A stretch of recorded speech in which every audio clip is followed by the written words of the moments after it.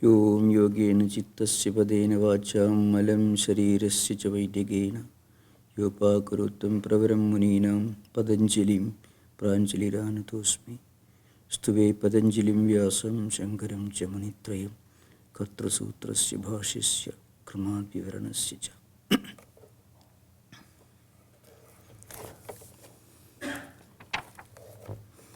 In the last session, we were discussing the 27th sutra of Samadhipada.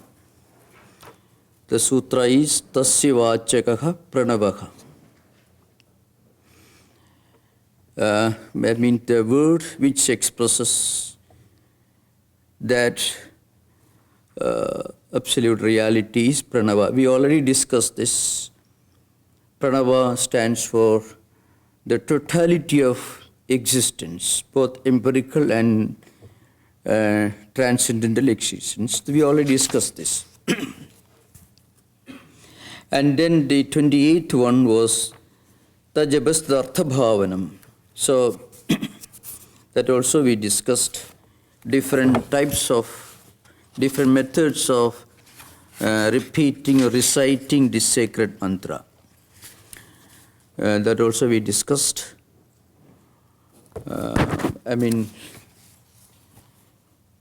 Three types of repetition: the verbal, that is the grossest, and the internal, subtle, that is the most abstract, the subtlest, in between upamshu, where we repeat a mantra without making without really articulating in a very external manner. It's not verbal, but it is not very subtle, so it is in between. So this we discussed.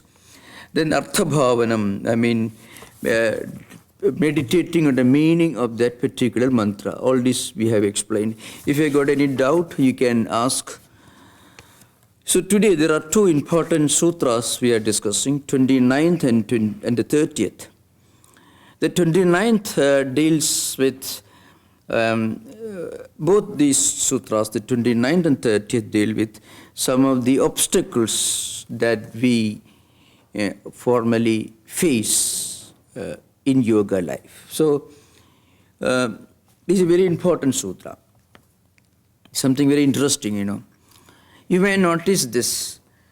When you try to do some noble deed, or when you try to start spiritual life, or if, for a simple example, suppose you try to take a decision tomorrow onwards, you meditate. Suddenly you find our mind sometimes shows a tendency to help us, Rather, the mind doesn't always cooperate. The mind is not always willing to cooperate with us when we try to do something noble. This is a big problem. If we can do what we always want to do, a lot of problems in the world can be solved. And this is a very interesting thing.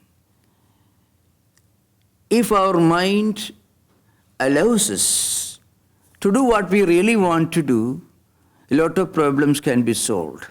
Now, this statement should be taken in a particular sense.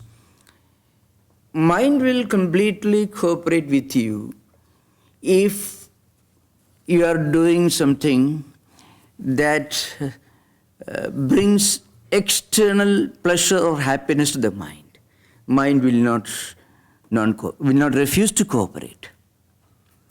But there are a few things, a few activities that may not apparently be very pleasant, and that may not bring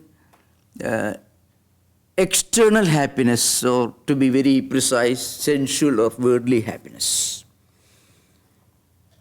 So at the beginning of our effort, we may encounter some problems. At the end, when we enjoy the result, then that result will be very helpful. So Bhagavad Gita states this in a very, very interesting philosophical manner. there are a few things which are like honey or which are very sweet at the beginning, at the external level, but the end can be bitter. And there are certain things which may be bitter at the beginning, maybe a combination of bitterness and sweetness in the middle, and the end can be also be mixed. But there are certain things which will be very bitter at the beginning and very bitter in the process, in the middle when you are doing it, but very sweet in the end. The last mentioned is an example for yoga. So let us say, for example, you read a wonderful book on yoga, and that book tells you it will be very healthy for the mind and body to get up early in the morning, take a cold water bath, if the climate permits, and then sit for meditation, read holy scriptures, and practice some internal and external disciplines. If you read a book or you listen to these ideas in a lecture, or somehow you get this idea and you have a desire, you would rather start a new life, something you have not heard. When you try to do something like this, getting up in the morning or meditation, which is certainly not a very pleasant experience for a beginner, because it brings a contradiction between what we have been doing and what we are now trying to do. So there's a conflict. So this conflict is a very unpleasant, unhappy experience. The most difficult and most unhappy, the most unpleasant experience for any human being is internal conflict. Conflict at the physical level, where there is a solution for it. The conflict at the internal mental level, there is really no permanent lasting solution for conflicts at the psychological or mental level. The only solution for psychological problems, in internal mental conflicts, is at the spiritual level. So just like this, when you're going to a doctor, the doctor should not be patient. You are a patient, the doctor should be a healthy person. Then only he can treat you and he can diagnose, he can prescribe a medicine. So you belong to two different levels. You are a patient, doctor is not a patient. So similarly, when you try to solve a problem at the mental level, you should look for some solution, not at the mental level, but at a higher level, at a spiritual level. Now, if you do not turn to spiritual level, if you try to find a solution for psychological problems, internal conflicts, at the psychological level, there will be really no lasting solution. So as I mentioned just now, this is the major topic to be discussed in the next sutra. That sutra, the 30th sutra, Vyadhi, Styana, Samshaya, Pramada, Alasya, Avirati, Bhranti, Darshana, Alabdhi, Bhumigata, Anavasthitvani, Chitta Vikshepaha, the Antarayaha. So Antaraya means obstacles in spiritual life. So that's a subject to be discussed in the next sutra. So this 29th sutra is a prelude, is a kind of introduction of the following sutra. So what I mentioned is, what are these obstacles? So the sutra, the 29th sutra is Tataha Pratyak Chetana Adhigamaha Api Antarayaha Abhavascha. From the meaning is, from that you get the realization of the inner self, and all the obstacles are removed. By what? So for that you have to refer to the previous sutra. What is the previous sutra? Tajabasthadartha bhavanam. When you do repetition of pranava, onkara mantra, with a focus on the real meaning and implication of that mantra, then mind goes deeper and deeper. From the external, the mind goes to deeper and deeper levels of the meaning of the mantra, and you get a kind of inner identification with the essence of the mantra. And the mind ascends, mind goes to a higher level of awareness and consciousness. So mind leaves the mental level behind and it approaches the spiritual level. So as we approach the spiritual level, leaving the psychological level behind, and then you find these obstacles vanish. The disappearance, the gradual disappearance or decrease of these obstacles, reduction of these obstacles is called peace of mind. So obstacles appearing in our mind when we take to yoga life, spiritual life, those obstacles create conflicts. Conflicts become very unpleasant. And as we get established deeper and deeper in the spiritual ideal, conflicts decrease, and in direct proportion to the decrease of conflicts, we feel internal peace and happiness. Psychologically, it's a very, very profound principle you discuss in these 3 sutras.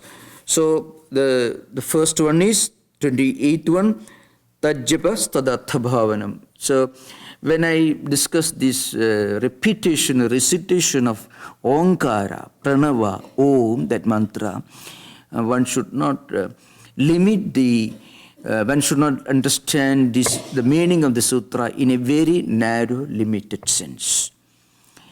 In a broader sense, this repetition can be repetition of any holy statement from any holy text, which somehow links your mind to higher spiritual level.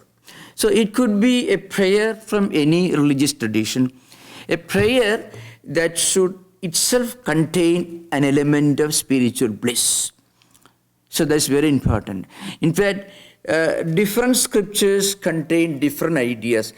Unfortunately, many scriptures contain many statements which will increase your conflict, which will bring a lot of violent ideas, terribly distracting, dissipating ideas.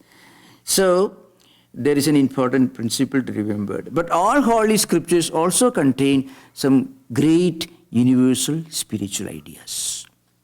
Every religion, every tradition contains.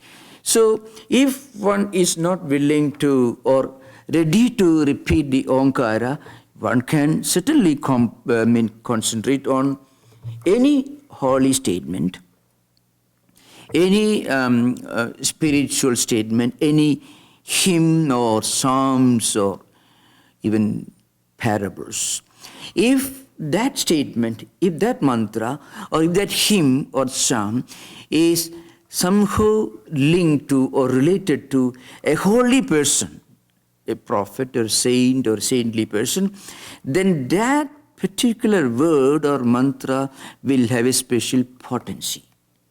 And this is the central principle of what we call mantra shastra. You may remember one statement in Vivekananda which is very revealing. Swami Vivekananda says, if you enter a cave and think 5 holy thoughts and you disappear once for all, those holy thoughts will not disappear, will not cease to exist along with the person who thinks those thoughts. Those thoughts will remain as vibrations in the atmosphere, and sometimes hundreds of years, maybe thousands of years later, if another person of the same spiritual vibration associates with this holy thought, this mantra, this statement, then there is a reconnecting of spiritual vibrations happening.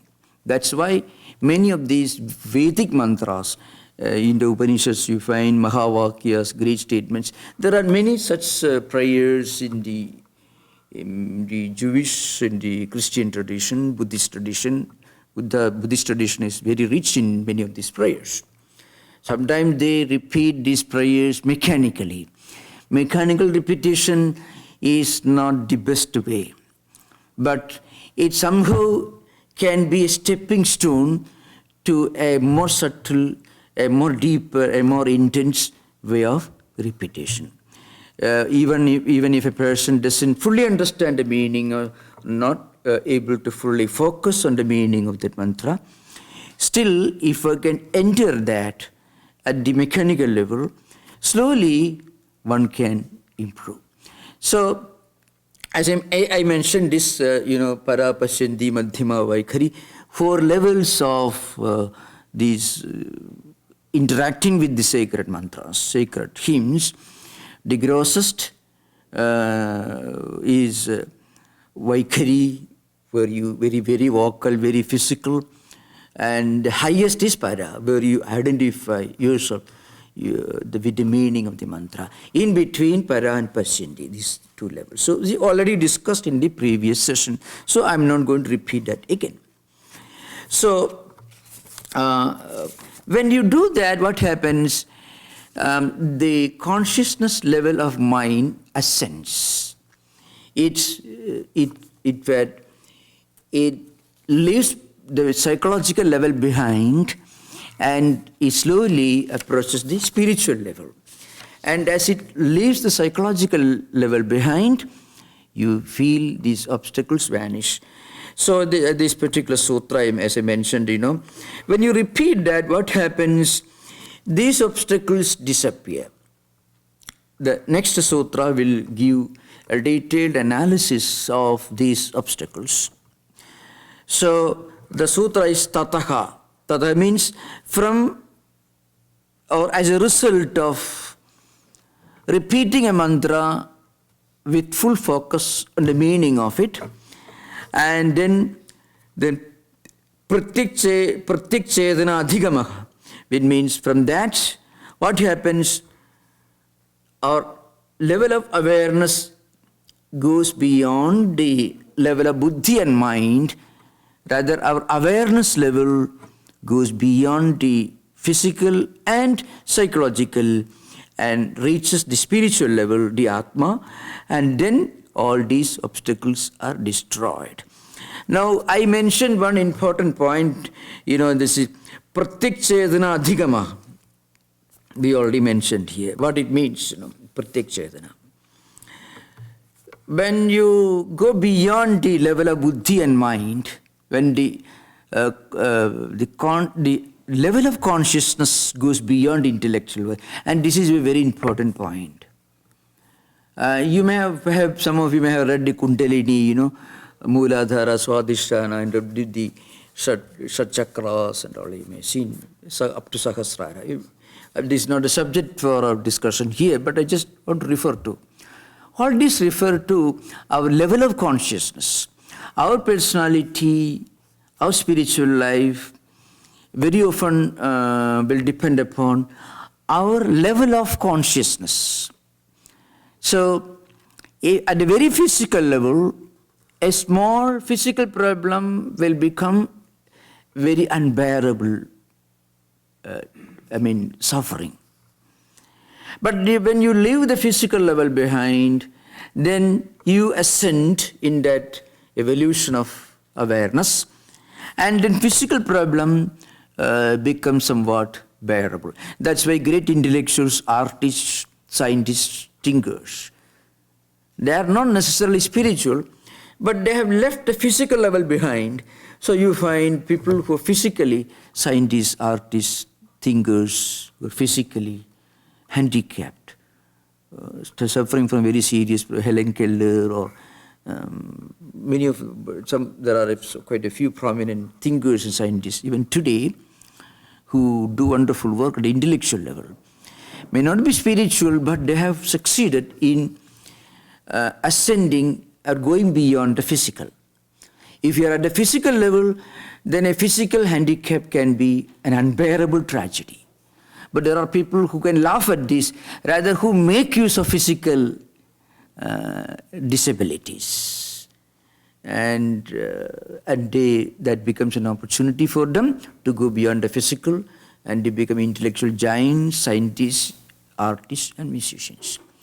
So, and if you can go beyond the psychological and mental, then mental and psychological problems also become almost they become tolerable, bearable. That means they are no more very serious problems, because our mind essence goes beyond the psychological. It means our level of consciousness, level of awareness, essence, and goes beyond the psychological level.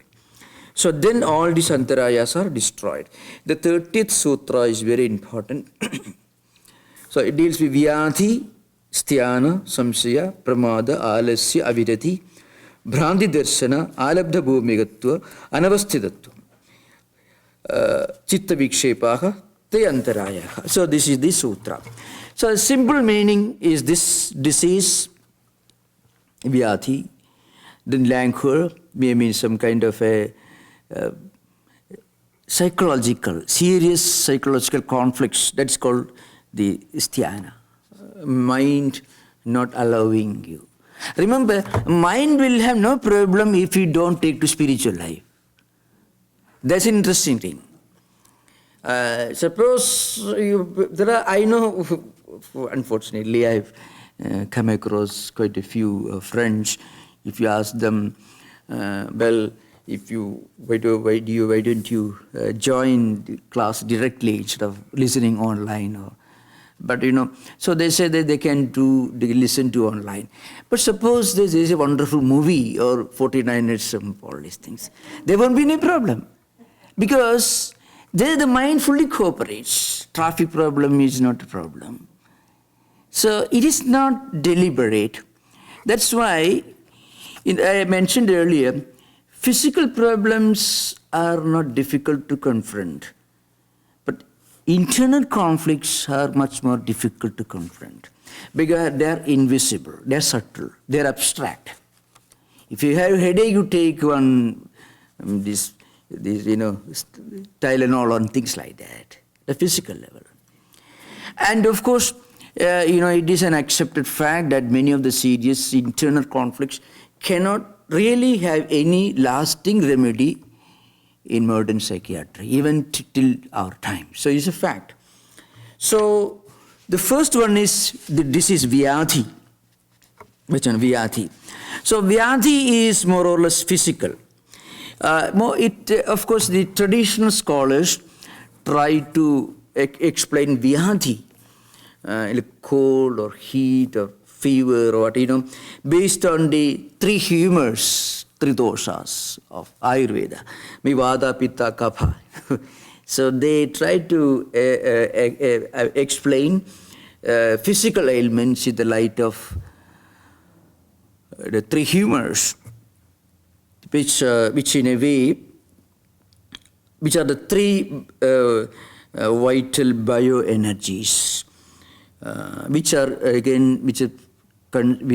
related to the 5 elements which are responsible for a physical and psychological well-being.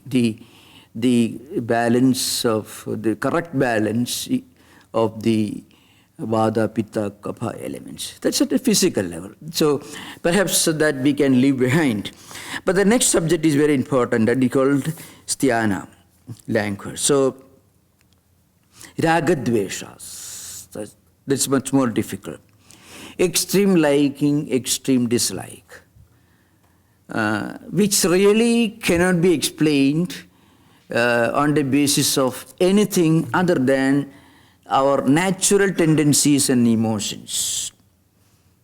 People are born with certain characteristics. People acquire certain characteristics. But the characteristics that we acquire also are not unrelated to the characteristics that we are born with. Because we have a mechanism, a machine, we have got a tool.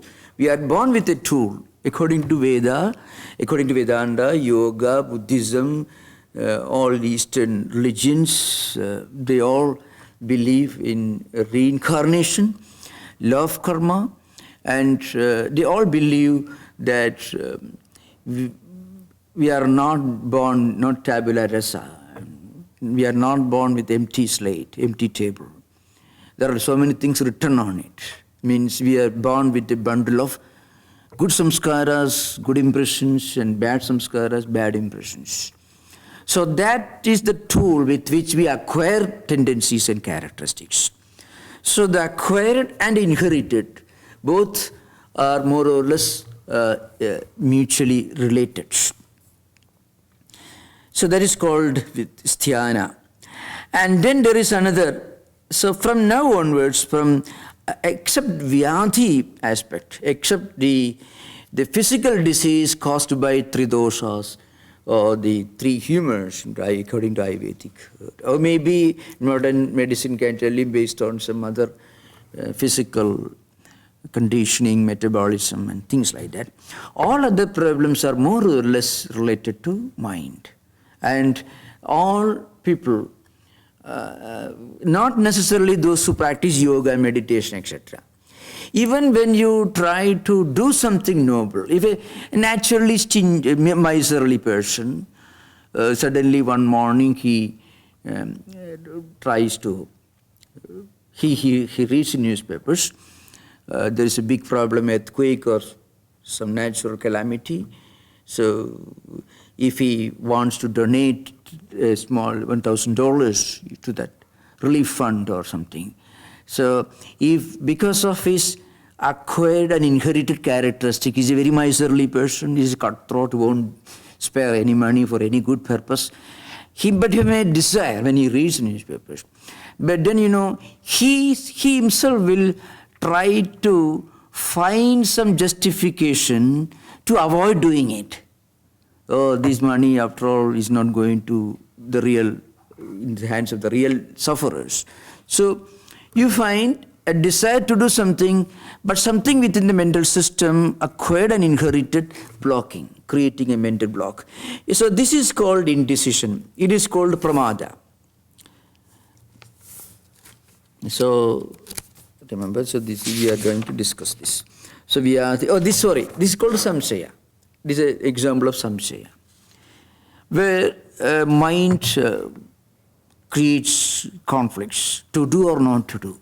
It's called Samshaya. So Vyadhi is physical, Styana is more or less psychological, and Samshaya is again psychological, doubt. So doubt is a big problem. Doubts.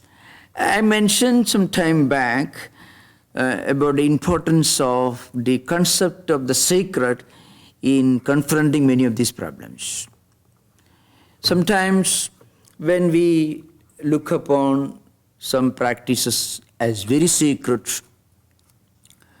as something that we should pay full attention to, then that's attachment of a sense of sanctity to what we do can remove many of these problems. For example, Samshaya is a doubt. So you don't doubt it because you consider it something sacred. And also, you don't have any psychological conflicts in the form of doubts. Raga, likes and dislikes. It's called Styana, likes and extreme attachment to certain things, irrational, obsessive liking or attachment to certain things which may not be always desirable, which may be problematic, and extreme dislike to certain things which may not be problematic.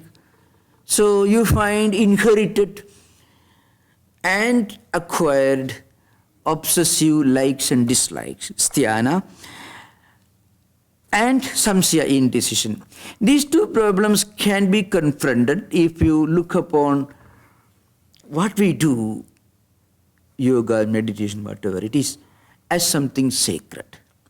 So when you elevate certain ideas to a higher level by attaching a kind of sanctity of sacredness to that, then it is no more affected by indecision, Samshaya.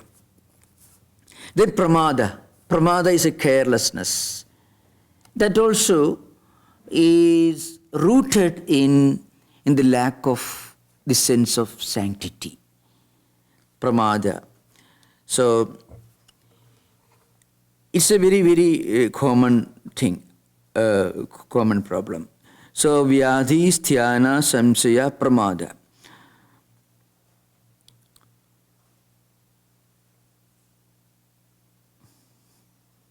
And then the next one is Alasya. Alasya is dullness or heaviness.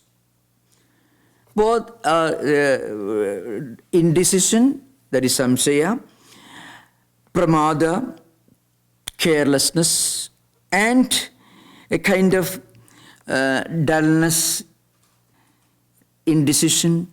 They are all interrelated. To know its real meaning, you can compare how we react to certain things which naturally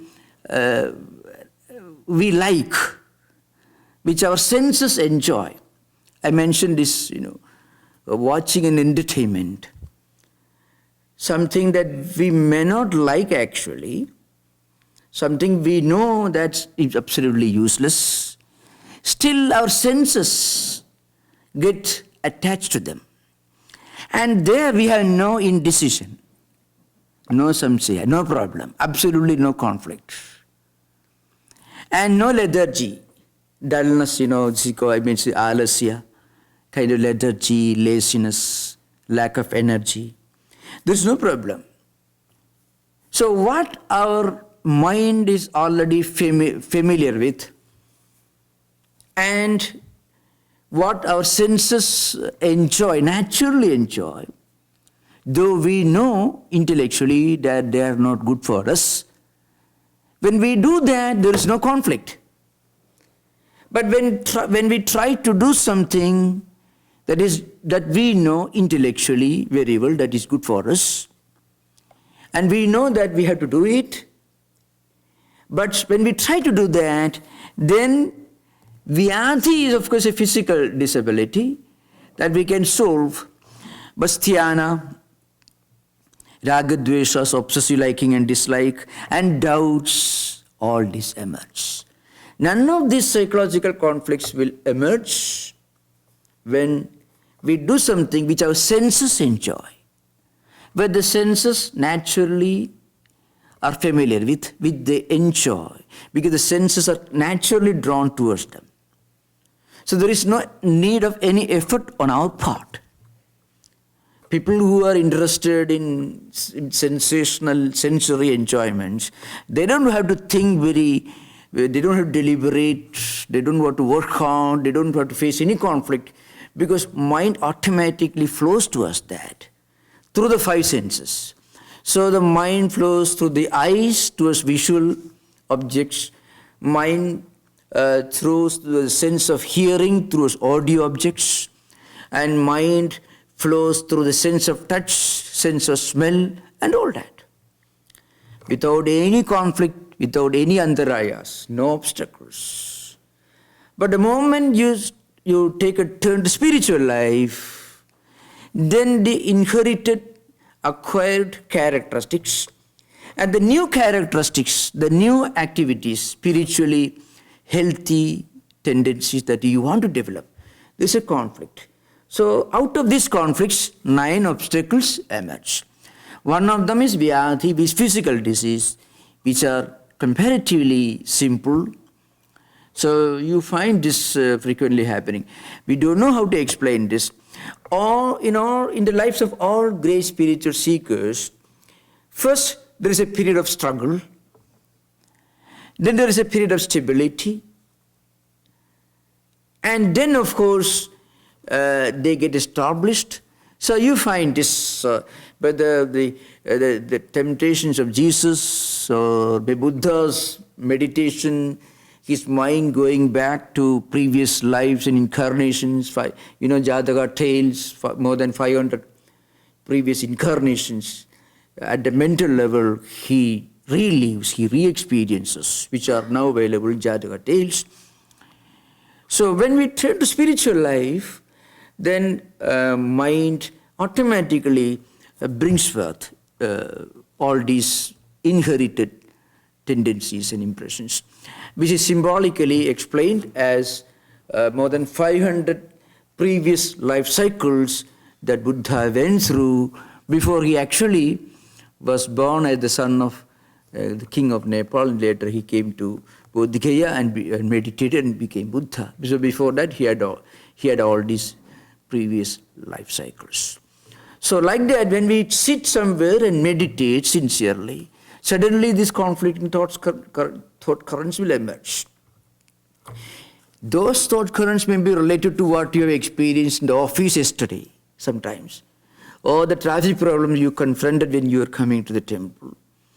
But at a higher level, many of the tendencies may be linked to some previous life cycles. But there is a way to get out of this. So yoga says, tajabastadartha bhavanam. When we link our mind to Atman, to the transcendental spiritual divine principle, through repetition of a sacred verbal symbol, that's the best way to use it. So Omkara is the verbal symbol in Vedanta and Yoga. But there are other verbal symbols in other traditions, the Jesus prayer. You find, of course, the most classic example, you find in the Russian mystical literature, you find the Way of a Pilgrim is a classic example, how the pilgrim learned the Jesus prayer, and you find in the lives of Russian masters, Russian mystical saints who had evolved their own very ascetic practices of repeating a sacred verbal symbol with a great concentration. At the beginning stage, there may not be concentration. You may be repeating something, mind would be elsewhere. But slowly, gradually, the mind comes to be linked to what you are repeating, and then mind goes deeper. So then artha bhavanam means deep concentration on the meaning of the particular verbal symbol takes place. That is Vyadhi, Styana, Samshaya, Pramada, Alasya. Then Avirati, that is a sixth one. So Avirati means inability to give up the pulse of the senses. Now that's why, in modern times, many strange practices are becoming popular under the garb of new spiritual dispensations, because sometimes people want to compromise with the senses. So Avirati is a big problem actually, I mean, the inability to give up pleasure, psychological, mental pleasure, right, physical pleasure. So that's a big problem. I mean, the absence of renunciation. So total incapacity or inability to give up pleasure seeking. The natural tendency of the mind to connect with the sensual objects through the senses. The sense objects are outside, mind is within, and the mind flows through the five senses towards different sense objects. And this is a natural tendency of the mind to always turn outward. So Paranjikhani Vidruna Swayambhu in the Kathopanishad and elsewhere the statement. Mind is naturally so designed as to look outward. So its natural tendency is to be extrovert. So when you turn to spiritual life, when you practice yoga, you're actually swimming against the current. And swimming against the current means pressure. Because when there's a current and if you're moving according to the current, there's no problem. That's why when people try to enjoy visual, sensory things, there is no conflict in the mind, because you are moving in the same direction in which the water is moving, the current is moving. The moment tomorrow I will, instead of seeing a movie or something, I will meditate, or I will read some holy scripture. I will listen to some higher ideas. Immediately, mind revolts because your actually mind is then moving against the current. And moving against the current means facing pressure from the opposite direction. Even to remain static, you have to keep moving. You have to exert yourself. Then otherwise the current will take you in its direction. So if you are entering a river with a strong current, if you want to remain static, then also you have to work hard. Otherwise the current will take you in the opposite direction. And turning to spiritual life, yoga is like moving against the current. So one point to be kept in mind is all these obstacles that we are going to discuss, we won't complete the discussion of the subject today. These are not necessarily related to any particular religious tradition or any particular kind of spiritual practice. You find this happening in our ordinary life, not necessarily in spiritual life.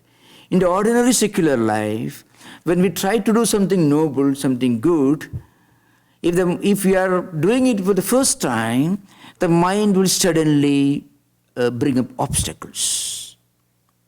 So that's what is happening. It's just like the mind trying to move against its natural, inherited, acquired tendencies, against the flow of the current. Against the flow of the current, of the river. So this you find in all traditions. Of course, depending upon the social, anthropological factors in which a great spiritual teacher is born, they may be described and explained in different vocabulary, different metaphors may be used, different figures of speech could be used, different parables. But then this happens to every single spiritual seeker or every single human being who wants to be an ideal human being. The acquired, inherited tendencies creating obstacles. These obstacles are called in yoga traditions antaraya. So that is the discussion going on. So Avirati is again, what you try your best, intellectual conviction is there. Mind also somewhat ready, but still frequently there is a fall from the ideal. There is a deviation from the ideal. In some of the commentaries, the commentators explain, once you are aware of these obstacles, you can make a sincere effort to avoid these obstacles. So why do you use the GPS system to know the difficult places the traffic is not good so that you can take a different turn? So like that, once we at least intellectually understand this, we can make an effort to speed up the spiritual evolution. Bhranti darshana, that is in its very, very crudest sense, it could mean craziness. In its sublime sense, it could be kind of a feeling that we have reached some higher spiritual level. That's what happens, if you want an example of this, in the Inspired Talks, which Swamiji delivered in Thousand Island Park, this one statement, Swami Vivekananda says, the essence of the statement is this, then I shall quote it. The statement is this, if somebody tells you that he's inspired, so God has come and given him a special commission, and what he says, what he teaches creates all kinds of problems for the whole humanity, then don't take him seriously. It's an example of Bhranti Darsana, really speaking. It could be in the form of hallucination, optical illusions, delusions, In fact, delusions of reference, delusions of grandeur, you find these two delusions, not delusions of of persecution you don't find, but delusions of grandeur is very common among spiritual seekers. Suddenly they feel they're highly elevated. Could this happen? So this is one. And the other one is, a kind of mistaking the ordinary spiritual experiences as indications of some higher realization. Because this could block your forward progress, your progression in spiritual life. So that's mentioned here. So we'll discuss this in the coming sessions. Now we can have interaction. We have got 6-7 minutes, so any discussions?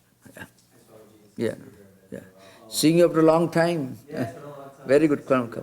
So, you said the mind sort of inherited natural tendency, at least for most of us, is to go towards the five senses and the external objects, and that, the mind enjoys going that direction. Could you wait a minute? There is perhaps somebody can give you this mic. Because your question, otherwise I have to repeat your question. It's a difficult thing to do. Is it on? Yeah. It's okay. So you were saying that the sort of natural tendency, at least for most of us, for the mind to flow towards the senses, towards external objects and pleasures and that sort of thing. And you said that when we turn towards, spiritual life, that the mind's going to resist this, at least at first. Does the mind get to a point where it starts to enjoy these more sattvic spiritual activities, or is it sort of a struggle until, Yeah. Through practice of discipline, spiritual discipline. When you deliberately try to divert the mind to turn to some external experiences which could be spiritually helpful, which will bring sattvic tendencies. Then the mind's revolt, its non-cooperation will radically reduce. The conflict will decrease. And when the conflict decreases, the mind's objection to higher pursuits will also decrease. but does it get to a point where the mind actually really wants to go that direction and there's not really an obstacle? It's more, it's more like the natural flow at that point? So there is one very common discipline that is prescribed is, at the physical level, we must practice at the gross level. Let us say, doing good work, at the physical level. Any good action,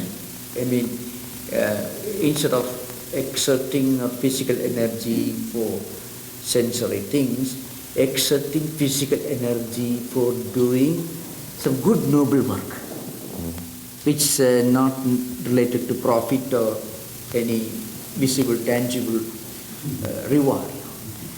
That will create sattvic tendency. See, what we do, even the physical action also will produce a subtle mental residue, vritti. So any unselfish deed, any unselfish action, any noble action at a physical level will produce a subtle mental tendency. The reason is, at the physical level we have more freedom, not at the mental level. See, when you want to reach a destination, whether you should take this road or that road, one high freeway or another freeway, it's more or less your decision. You have some more autonomy.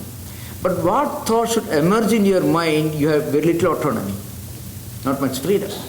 So we have to start with that at the physical level.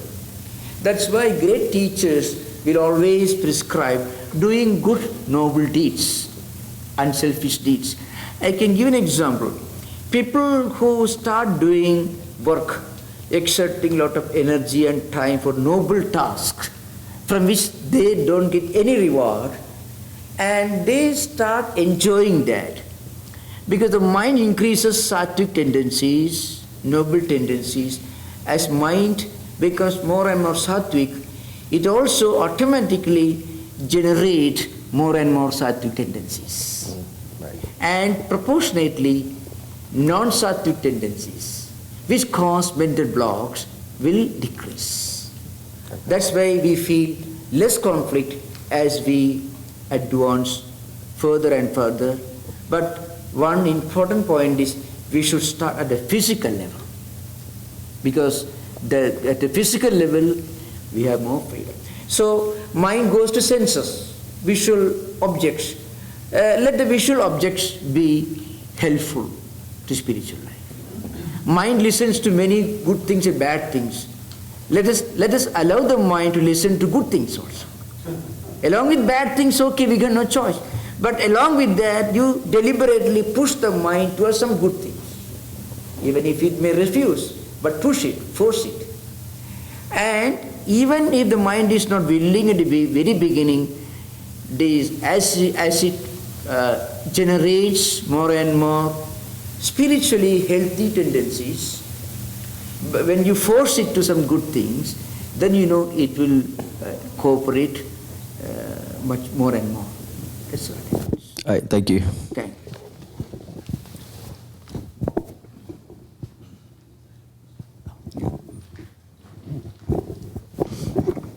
How to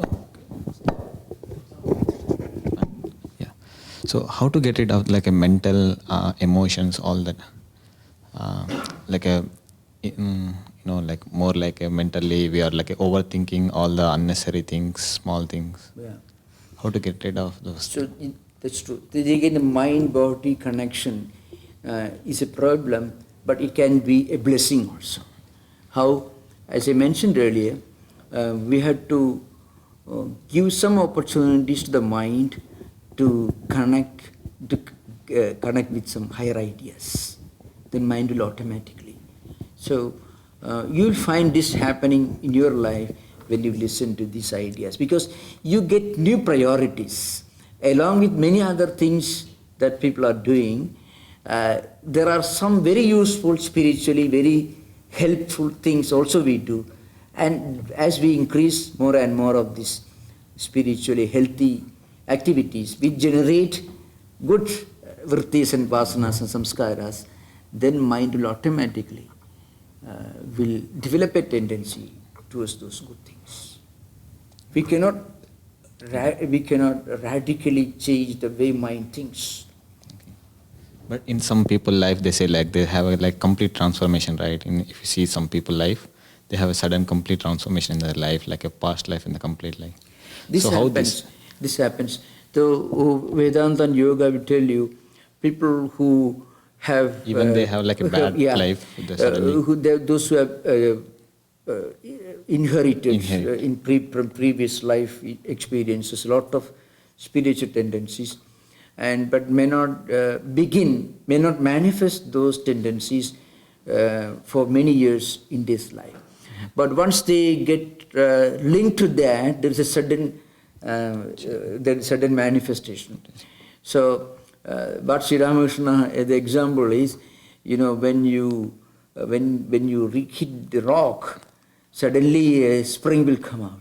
But you never knew there was water beneath the rock. When you dig a well, you reach the bottom, there's a rock, and you think there's no water.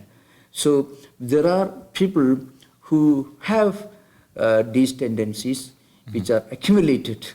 So the Ramana Maharshi, people like that, you find the death of his father became a great reminder of deathlessness of the soul. So death of his father was for him a great teacher who reminded him of deathlessness of the soul, the Atman. This could happen due to inherited tendencies. So that happens. That's the explanation. But even I have one more question. So like whenever you are doing good, whenever you are trying to do good things, okay, so there is like a lack of inspiration, or we cannot do that. That's why we will discuss. We will continue the discussion. So it is called Alasya, Samshaya. Or like a lot of doubts. That's why. That's because the existing tendencies, the existing store of tendencies belong to different category.